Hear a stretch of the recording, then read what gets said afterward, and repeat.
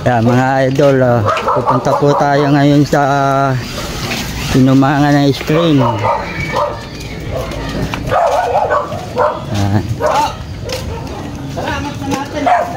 Busy pa ata eh. Oh.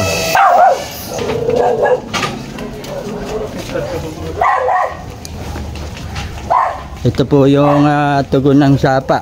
Ito po yung ilog namin. Yan. May balsa pa.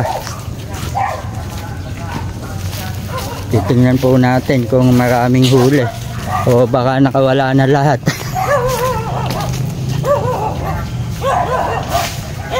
Kaya mga idol, basta malapit sa ilog, binabaha kahit papano, hindi man madalas ano. Nakakuha na pang ulam. Oo, pero ito Itahan na yung konti. yan.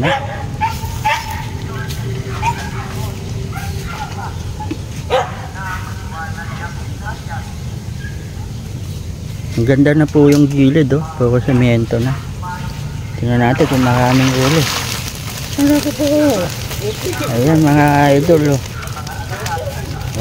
Aba, hindi na masama. Daming huli. Sarap. Ba, ano ba tawag dito?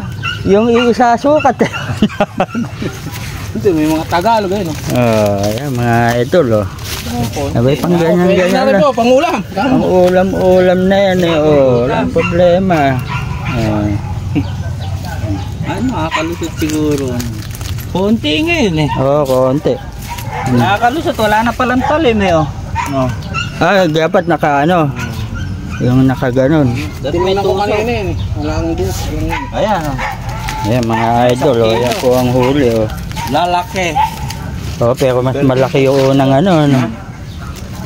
Hindi mo dikitan doon. Bako ang ano. Yan, sa inyo na yan, hindi na ako kuha. Dapat itan mo. Liliyahin mo na. Yan ang aming ilog. Basta malapit sa ilog mga idol. Tawag dito. Magkakaroon ka ng pagkain. Umang-umang ka lang. Yan, kay gandang pagmasdan.